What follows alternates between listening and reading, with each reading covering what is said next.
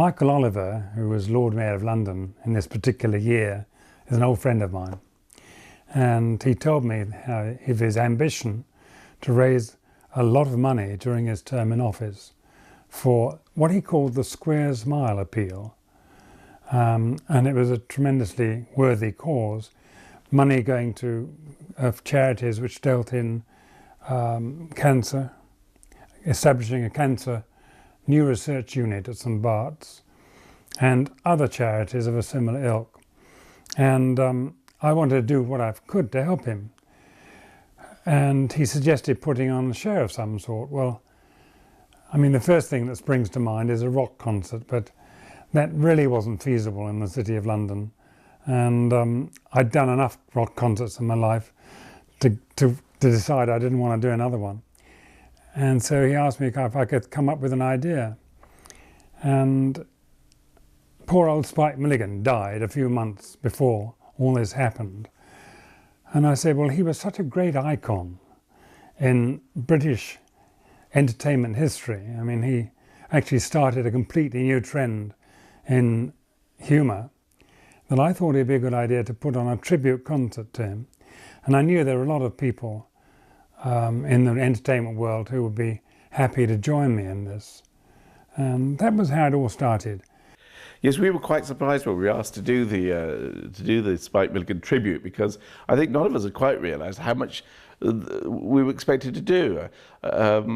We didn't realise we were going to have to sort of actually reenact Spike material and actually sort of impersonate the Goons and things until we were actually there on the stage. And George Martin said, well, I'd really like you to do this and that. I thought I was just coming along to actually just sort of pay a little tribute to Spike. So it was a bit of a surprise finding ourselves playing the parts of our childhood heroes. Our show was called I Told You I Was Ill, Spike Milligan's Great Epitaph. And it's interesting because, of course, it is a classic British joke. And that is that there's the wonderful thought that some idiot is going to say, oh, did he say he was ill before he died? And it's the hope that there'll be something like that said that gives the British humour its sort of afterburn quality that people like. I think Britain had a problem with Spike Milligan because they thought, hang on, this man was born in India. He was in the army, you know, he should be rather serious, and he's behaving, he's making the Monty Python young people, or the young ones, look pensionable and rather staid. I think Spike pushed the boundaries out, basically. You know, it's kind of stodgy post-war Britain where there were just jokes about potatoes and having trouble with your motor car. He came along and, you know, people started hurling batter puddings, and that was a good move forward. I listened to The Goon Show in a big vicarage in Oxfordshire. We were not allowed, of course, the television, and television had hardly come into people's homes. But The Goon Show was wonderful because it showed adults doing what I thought some adults could do really well, which was talk to kids and make them laugh. And The Goon Show did that. And of course it was marvellously subversive, which every sensible child is like that. So I would listen with my brother to The Goon Show with an air of absolute rapture. Well, the first time I saw, well, the first time I was aware of Spike was obviously from The Goon Show. So it was, you know, my brother and I lying under the dining room table, giggling ourselves silly at The Goon Shows. I think I first became aware of Spike with the Q series. I was a bit young for the Goons and had to rediscover them for myself at a later date. But there was just arch silliness that always tickled me. There was Spike standing up in dressed as Nelson, full costume, and David Rappaport, who was you know, vertically challenged, come up to just above Spike's knee, dressed in identical same costume. Spike standing there says, "Nelson," points down, "half Nelson," which tickled me. I came to Spike quite late, actually directly. I remember when I was a kid, my dad and my uncle would be doing voices from the Goons. And my first kind of like direct contact with Spike was sort of early 70s, when I was in my early teens, when the Q series came out. I was a Goon watcher from the age of about 6 or 7. I was born in 1946 and the show started in 51, so that makes me 5 or something. And I sort of gradually became aware of it. And it was a playground game. I mean, I think what I do recall is us doing the Blue Bottle voices and the Eccles voices in the playground at my prep school as part of the whole kind of setup of childhood. We'd taken them on board very, very fast, considering that the show was still running on the radio. And I used to, literally rush home from school, catch a bus, and also not to miss this week's Goon Show. I didn't actually know who he was until I got to about 6 or 7, because my dad used to, he was always going, "He's falling in the water, Eccles." And I just thought my dad was a bit nuts. And then I found out when I started to listen to the reruns of the Goons that it was my dad nicking those voices off him. And then, because I liked that so much, my dad used to read me his books, which was. But what he used to do was he would read through, and then when he got to a bit that was a bit rude, or he didn't want to read out, he would just kind of stop, and you'd see his eyes just kind of editing through, and then he'd be laughing to himself.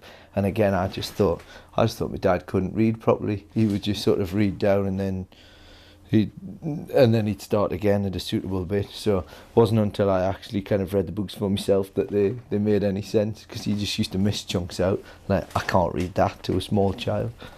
So now I've got kids and they go to a primary school, and one of the things that's organised at the primary school is poetry competitions, and every year it's the same. People say, will it be Larkin? Will they do a bit of Shakespeare? What's it going to be? It's going to be really raise the level of the intellectual, and every year 70-80% of them are Spike Milligan poems, because the kids just love them.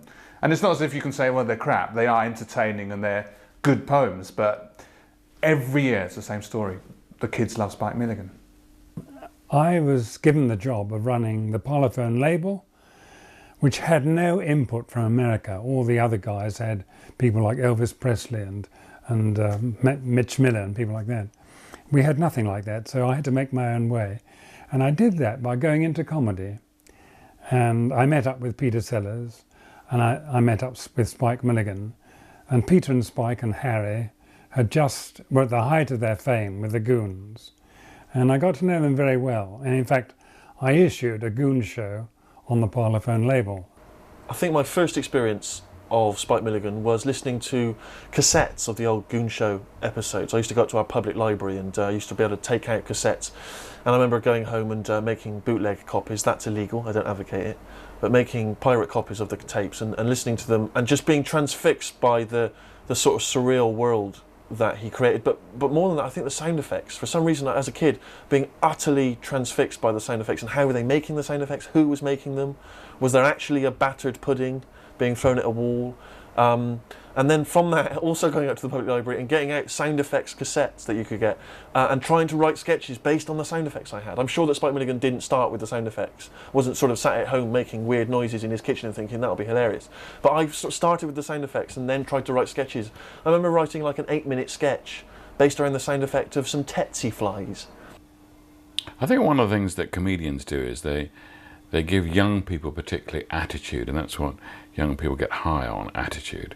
And Spike Milligan's attitude was so wonderfully anarchic, and the idea that these people were there to be laughed at, and that was good and worth doing. And I think that affected enormously my generation particularly, that we'd had stuffy shirts, we'd had all the talk about sort of honour and pride and being neat and tidy and all those things. And Spike was wonderfully not tidy, more of a shambles, total chaos.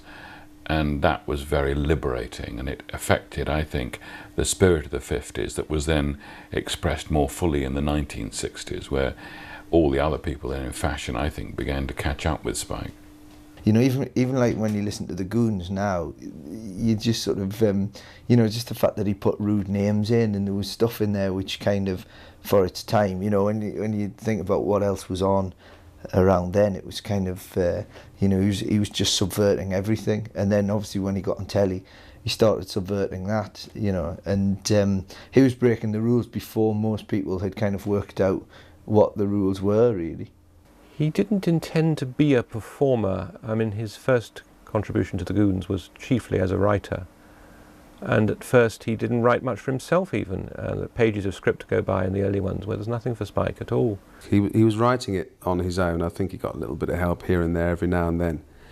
But it would be week after week. He would have to come up with these half-hour scripts. He didn't think of himself as a performer until his stage successes in the 60s, particularly Oblomov, when he improvised an entire play every night because he couldn't bother to learn his lines, and also the audience loved it. And he did that for a year or so in the West End, and he felt that that was quite an achievement as a performer, and that for him was the peak of his performing career. Earlier on, he simply thought of himself as almost entirely a writer who just happened to do a few voices now and then. I remember seeing clips of him and Seacombe and Sellers on stage reading Goon scripts, and it always impressed me just what a laugh they were having. What a fantastic laugh it was, the giggling like school lads. And I remember thinking to myself when I saw that as a kid, well, that wouldn't be work, would it? It wouldn't be a job. It just looked such a laugh. They obviously had a great time doing those. Okay! Och nose, och teeth. October.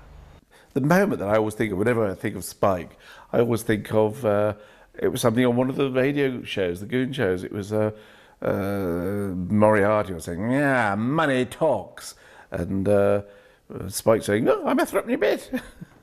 My favourite Spike Milligan sketch is something from Q, and I think it sums up Spike Milligan's approach to comedy and also sort of his vision of the world, really. And it just cuts, and it's Spike sat at an easel, seemingly painting a paint-by-numbers version of the Mona Lisa. And you laugh at that because it's absurd, and then you realise that actually what he's doing is painting the numbers on top of the Mona Lisa and making the Mona Lisa into a paint-by-numbers. And that, to me, just kind of captures the spirit of Spike, really. You can just imagine his mind looking at the Mona Lisa and coming up with that. And of all the sketches I've seen, all the TV comedy I've seen, that image just stays in my mind so vividly of Spike, probably in some floppy hat, just painting the Mona Lisa into a paint-by-numbers. Brilliant. I remember once we made an album with him, which was a takeoff of the Bridge on the River Kwai, the famous Alec Guinness film. And it was very funny. And it had in it Peter, Spike, Peter Cook, and various other people. I remember Peter Sellers did a wonderful Alec Guinness voice. And it was one of my favourite comedy albums. I mean, it's a bizarre thing to make humour out of, but it was very good. And just at the last moment, EMI's lawyer rang me and said, you can't put this out. I said, why not? He said, because David Lean and the Bridge on the River Kwai people say you are sending up their great work, and they will put in an injunction if you try to do this. And I told Spike this, and he went mad. He said, they can't do that. I'll write to the Prime Minister, so to do all sorts of things. And I said, well, hang on, Spike, there may be a way around it. He said, well, how can there be? I gave it a lot of thought. I rang him back. I said, I think I've got the answer. He said, yeah. I said, let's not call it Bridge on the River Kwai. And there was a stunned silence. I said, let's call it the Bridge on the River Wye, which is in Herefordshire, W-Y-E. I said, that'll get round it, pretend it's a bridge in England. He said, well, it would work. He said, but we mention the River Kwai in the record all the time. I said, I'll cut off all the K's. So I went through this tape with a pair of brass scissors, cutting off K's at the beginning of every, so that, well, when we finish this Bridge on the River Wye, it'll be done. And it worked. And I mean, he made me as anarchic as he was himself. The record, I think it was on the other side of I'm Walking Backwards to Christmas, possibly, which ended with Blue Bottle saying, exits through little hole in middle of record. And then on the other side of that, it was nothing at all, it said on the label. And you put the record on, and there was silence on the 78 record. Eventually you heard some footsteps coming across to the microphone, and then Milligan saying, there's nothing on this side. I mean, really, it isn't worth listening to because there's nothing on it.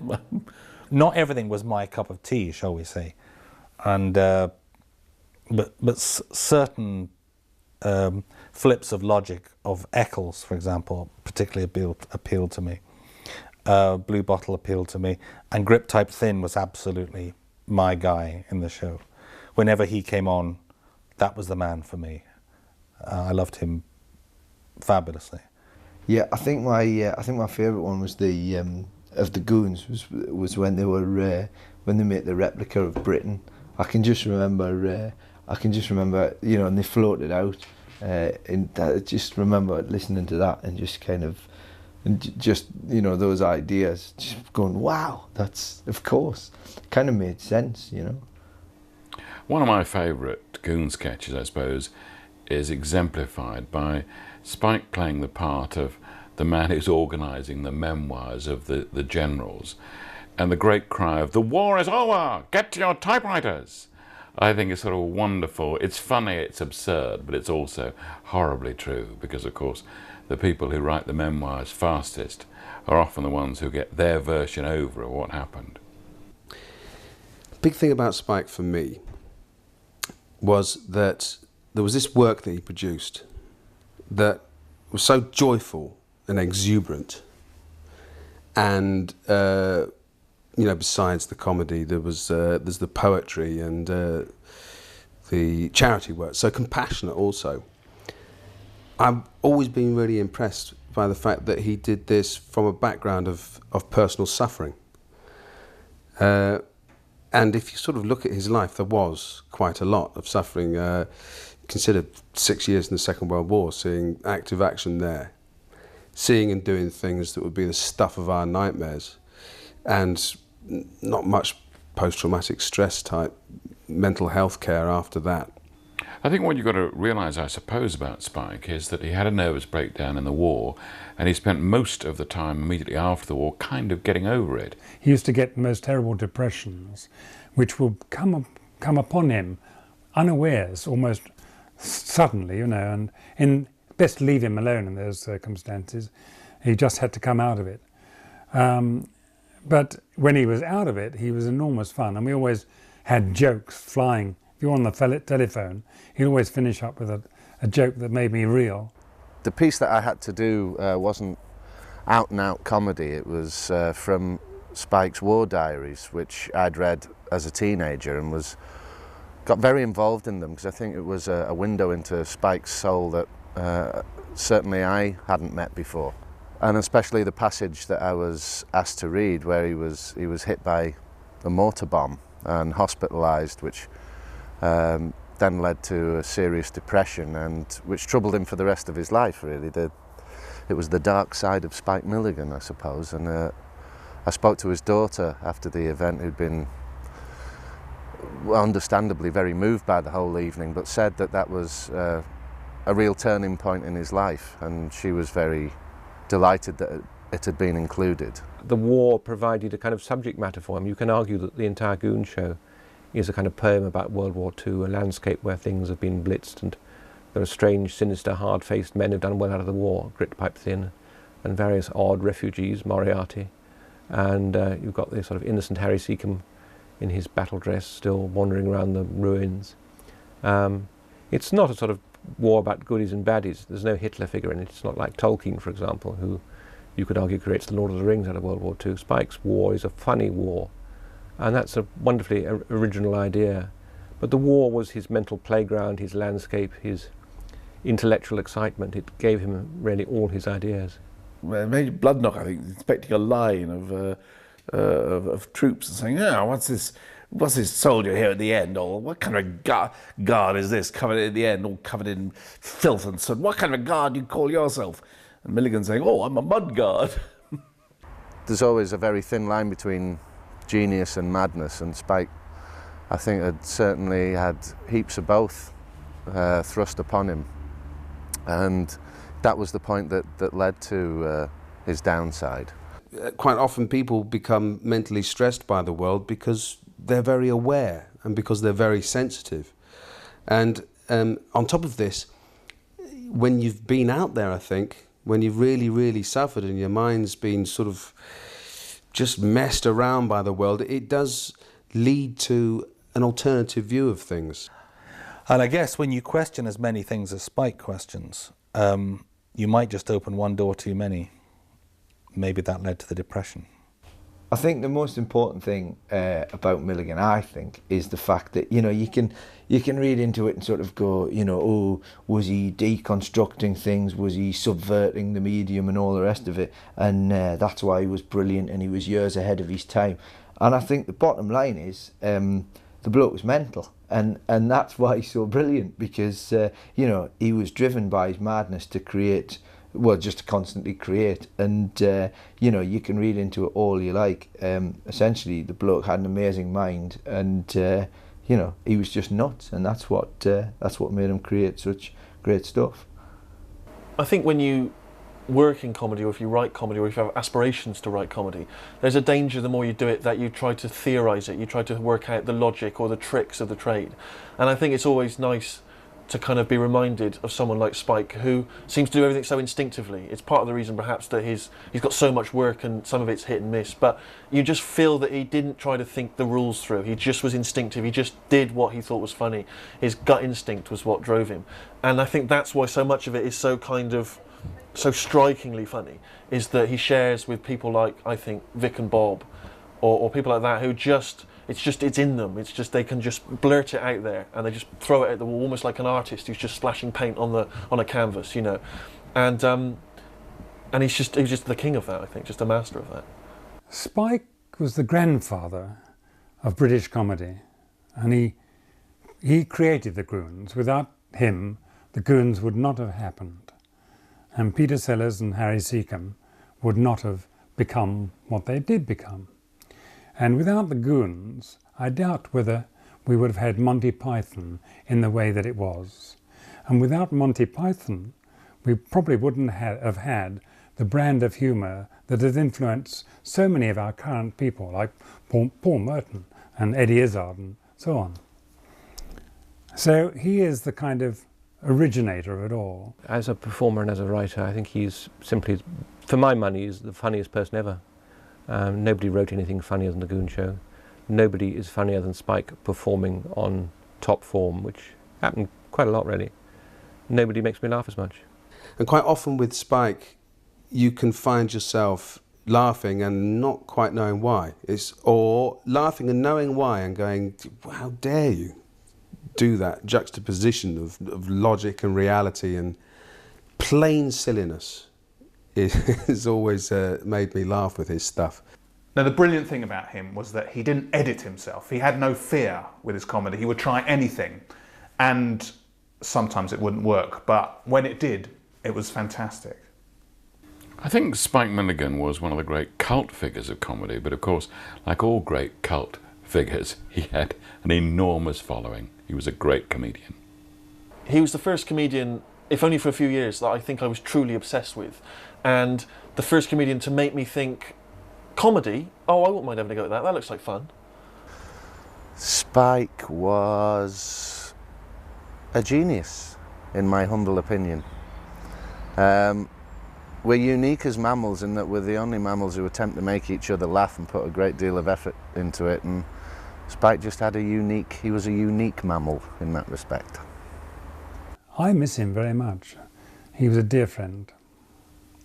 I remember thinking throughout the 80s, I don't know why, it always seemed a great shame to me that Spike Milligan never received a knighthood. It seemed like celebrities were being given knighthoods, you know, left, right and centre, but he never seemed to, and people used to say, oh, well... What are you doing? Eh? What are you doing? I'm just doing an interview about Spike Milligan. Oh, I don't think I'd want to hear the opinions of a comedian or... Well, I'm not doing it behind your back. Oh, it's funny. I just popped in and then... Do you want to come and talk about Spike Yeah. Milligan? Well then. Oh. So that is? What is that? Fan man. Yeah. Right, what do you want to know? Oh. Well. Brilliant. All the Goons, really. No, I was just saying that... look, he's falling in the water. Yeah, I was just trying to say that I think it was a great shame that Spike Milligan did. That was Harry Seacombe. All Goons. Should we Just saying that. Berm? What do you mean a berm? I don't know what that is.